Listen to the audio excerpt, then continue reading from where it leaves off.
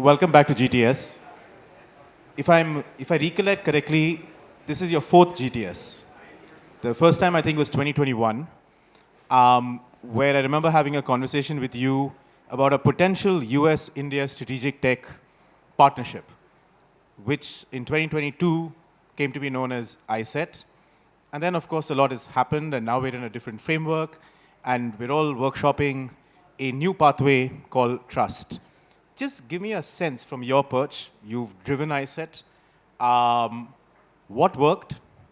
What, according to you, didn't work? Well, first, thank you for all that you did on iCET, Rudy, but you and your team, because it was not just a matter of convening this summit, but also staying in regular contact, offering your good offices, doing relevant research. It was really critical for the whole effort. So I just want to recognize your work and that of your team. And I see Lakan here, my colleague and partner in crime from the NSCS as well.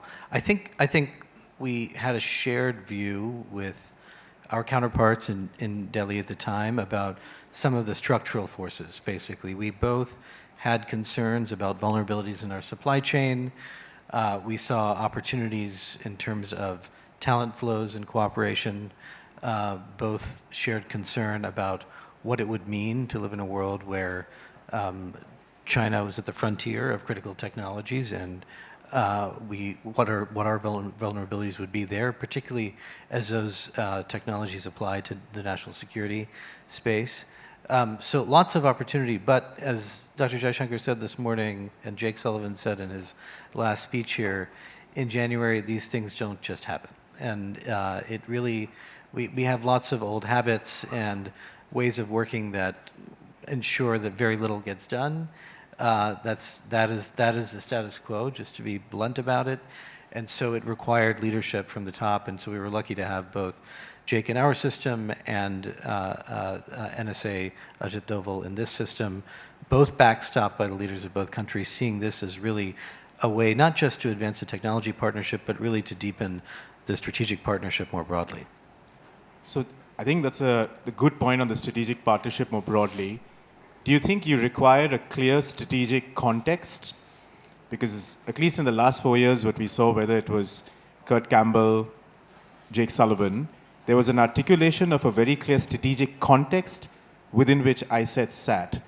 Is that key or critical to being able to deliver technology partnerships at a level where, frankly, within the system, you're having to, pun unintended, break a lot of China to get things done?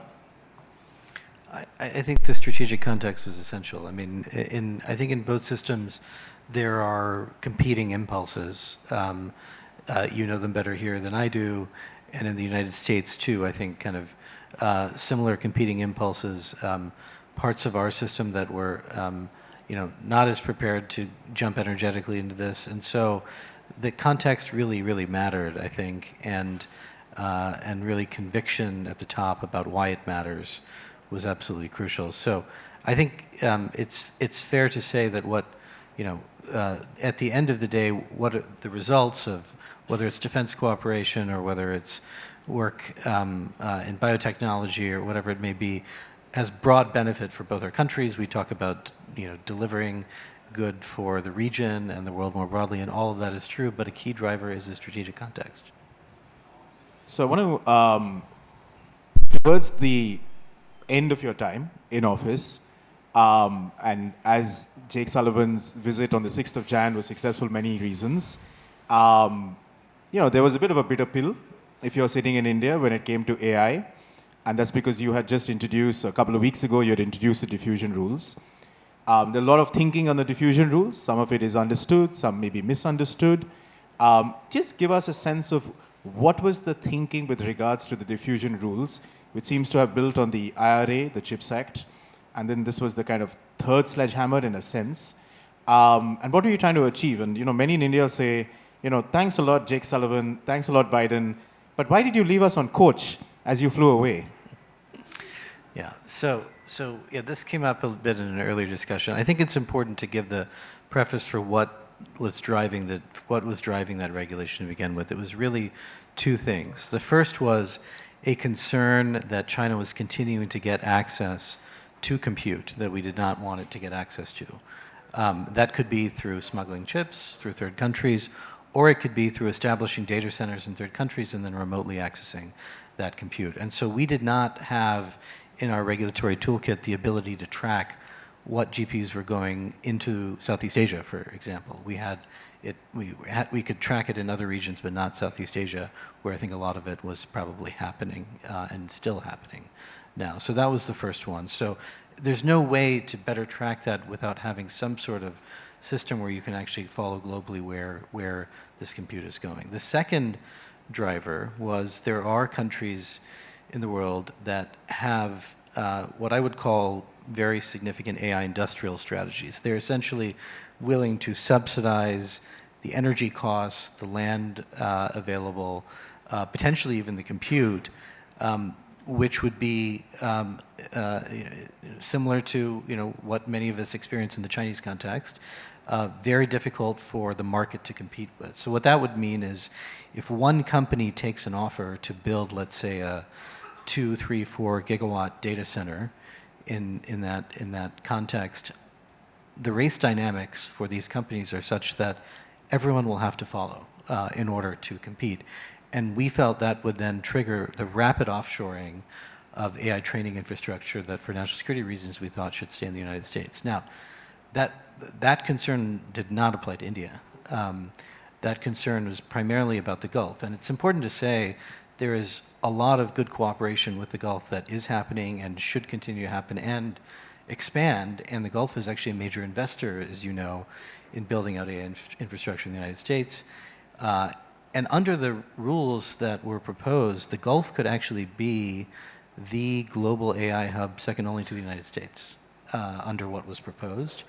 And it was very important to us to talk to all of the companies investing in very large clusters in India to know that what we were proposing would not be an impediment to that. And we had confidence that it would not be under what we proposed as well. So the tiering system you could disagree with at many levels, and I have my own personal views that I won't get into here. But as a practical matter, there's been a lot of discussion here of what is the real demand for GPUs. We did not think what was proposed would actually get in the way of the material ambitions of India when it comes to AI. So Tarun, a bit of an unfair question, but do you think the diffusion rules is something that the current administration may be looking at? In the maybe many conversations I'm sure you've had with people in and around the administration, there's some conversation about, we were told a couple of weeks ago in Washington that they're rewiring the diffusion rules. Is there any insight that you have for us or for the audience here? Yeah, well, just for background, I mean, we did, we put in there a delayed compliance date and an opportunity for all stakeholders, whether sovereigns or countries, companies, to provide their views, and it is up to the incoming team to revise the regulation based on all of that input. So I would expect some sort of revision. I think there, perhaps there'll be an impulse to simplify it, which I think could be done. I think my view would be, is it still addressing these two big concerns, which I think are probably concerns that would be shared? Offshoring, particularly in the context of the concerns about reindustrialization that the administration expressed, to me that should be resonant, and ensuring China doesn't have illicit access to this compute, I would think also would be as well. There are a number of ways to address those, but if those two core goals are being addressed, I think that would be important continuity. So dealing with China was clearly central to the administration from a national security perspective and otherwise. Various industrial policy, regulatory levers were used to constrain China in certain domains. How successful do you think you were in using these instruments to constrain China? So I think the question is not how far are we from perfection. The question is what is the counterfactual if we hadn't done any of it. And so I think we would be in a fundamentally worse position today in the AI competition if China had unconstrained access to these chips. As you know, we had to adjust the controls from between 22 and 23. We needed to, we took further action to actually constrain access to semiconductor manufacturing equipment. key U.S. allies did the same as well. I think it's always fair to say, could that have happened sooner? Could there have been less stockpiling and so on? All very true. But I think absent that action, China as a competitor in frontier AI would be in a very, very different place. And you, as you know, and I think this might have been mentioned in the previous discussion, the founder of DeepSeek says he has only one problem, which is access to hardware. So since you brought up DeepSeek, and I was listening to the earlier panel, and there seems to be some kind of a sanguine general view in India on DeepSeek, including from former army commanders, if I may say. And I think, so the point you seem to have made is that if the PLA can build ships, what's the problem if they build models? We don't operate those ships, we operate the models. So just to be clear and to have a serious kind of a discussion, the Italian government, the Australian government has banned DeepSeek on government devices. There is, of course, a need for DeepSeek in certain parts of the world where you don't have choice. I think Shiko made a really good point about what DeepSeek has done for different parts of Africa, and you can't argue with her on that. It's open source. You can use it, you can fine-tune it, and you have some data issues, but what do you care when you don't have anything else? For a country like India and for general democracies, how should we deal with DeepSeek, and why is DeepSeek a problem? Yeah. Well, first I would distinguish the question of open weight models. I think there is enormous good coming from having open weight models available for experimentation and for enormous range of applications that the developers could never imagine. That's just unalloyed good. And I think there will probably be a stage at which we begin to worry more about what some of the risks could be, whether those are cyber risks, whether those are bio-related risks. But at the moment, there's enormous good from the proliferation of some of these open weight models. But it doesn't have to be DeepSeek, so let's separate the DeepSeek question.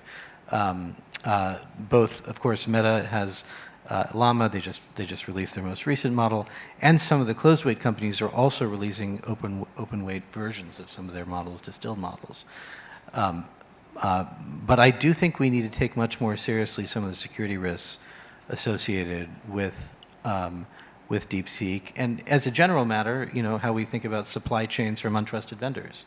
I think there's been a lot of good research about sleeper agents, about other risks for using some of these models, and that's independent of using the API. Using the API, you can read the terms of service and what the data security risks are, but even if you're just kind of taking the weights, there are risks that we need to be taking, I think, much more seriously, and especially in the context of having banned TikTok, right, and some of the risks there, I would think you'd want to apply similar analysis here, especially when you might be using it in a much broader range of applications, industrial applications, and so on. So since you brought up open weight models, a lot of, and you would have heard Nandan's lecture this morning and many of the discussions. A lot of what we're building at the moment is on open weight models. And I see Rob here, who's just launched Llama 4. Congratulations. We'll chat in a minute. But a lot of India's AI fortune, in a sense, is built on these models. And they're transforming many different things. Education, health. We're already seeing impact cases. But the one thing that scares people generally is when we start talking about export controls or controls in general, when it comes to these models themselves. Towards the end of the Biden administration, there was a sense that there is some possibility, and technically I don't know how it's possible, but there was a sense that there would be kind of guardrails or gating of open weight models, which kind of sent the chills down the spines of many in India, and I think pushed kind of Indian government in one direction, which is to say is that, hey, we were thinking of sovereign AI anyway, now we need to do it. We need an alternative. And then our developer community said is that, listen, if there are going to be controls on these models, then we should kind of embrace things like DeepSeek. So any general reflections on that?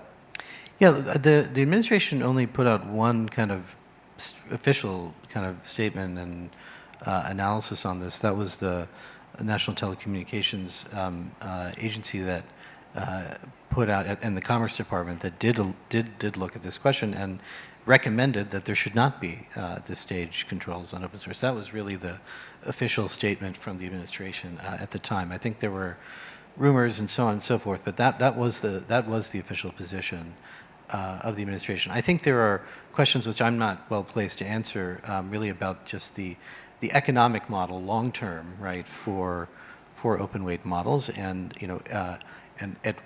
will it remain sustainable over time as pre-training scaling continues to really significant expense over time. But for the time being, again, the view of the administration was that there shouldn't be controls at this stage. I do think that there will be a common interest for those countries that have safety institutes to kind of look at core national security risks emerging from all models, and not just open weight models. And again, those could be cyber risks, those could be bio risks in particular, but that's something that we ought to be doing together. I want to move to trust. The joint statement had some really substantive paragraphs in there. It was a long joint statement following the Prime Minister's visit in February. And the last 2 days, as you know, we've spent a lot of time on trust, on biopharma, AI, nuclear, defense, and a range of kind of other issues. If there were 2 to 3 things that you think that the current administration in the US should focus on when it comes to trust, call it work unfinished towards the end of your administration, what would they be? What are the kind of things that you think that the US administration should focus on, but equally, what should we be doing more here in India? Yeah, well, I actually think the areas that you're working on and with the administration and with the government here are good areas. In some ways, those are ones that we had been working on. The civil nuclear energy, there was a burst of activity toward the end of the administration on both sides, which was very, very positive to try to realize the potential of the civil nuclear deal. I sense there's a lot of interest in that and kind of trying to generate more activity from industry to kind of take seriously what the opportunities will be to invest and perhaps do some manufacturing here as well. Biopharma is another one. We had tried to pull together both a number of countries, India as well as our friends in Europe, in Korea and Japan, to look at vulnerabilities in our biopharma supply chain. President Trump said the other day that he's looking now at tariffs in this space, I think, but driven by some of the same concerns on the vulnerabilities in the supply chain. So that's another area I think that is ripe. And then on AI, I think that, again, there's so much that we could still be doing together, particularly at the level of application, which is what so much of the discussion here has been focused on. I do think there should be, whether it's in this context or another, there's still enormous opportunity in the defense and space sectors as well. And if you think about where we were, a few years ago on our defense cooperation and defense trade to where we are today, and similarly on space, whether it's on human space flight or our cooperation with Indian startups in space or Artemis, we've made a lot of progress and we should take it much further. I want to just, you brought up defense. I think 2 of the flagship outcomes of what was then the iCET process was the MQ-9Bs, which kind of came down to the wire, and the GE engines. Both are done. And sometimes, there's a sense that these things were delayed for political reasons, not necessarily for bureaucratic or reasons of export controls, etc. There's a general sense. You talk to people today, I have friends in the services, in the Air Force, and they'll say, I didn't get what's the big deal. We wanted an engine, and sure, we wanted 80% TOT on that engine. And why did it take so long for that engine to arrive for my LCA, right? We have a long way to go on export controls, right? We have a lot of work to do, clearly, and we have genuine concerns in India about ITAR, etc. But just give us a sense from the inside, what did it take to get those 2 agreements done? Yeah, well, it's not a secret to say that our own defense industrial base is not where it needs to be. So this became very clear to everyone in the context of Ukraine, where the United States was trying to provide support to Ukraine, and our ability to do it at speed was not there. And it was a wake-up call overall for our defense industrial base. So when there have been delays, I think, in getting things here, no one should take it personally. We have these own problems in our own procurement system, and in the context of trying to provide support to friends in a time of war as well.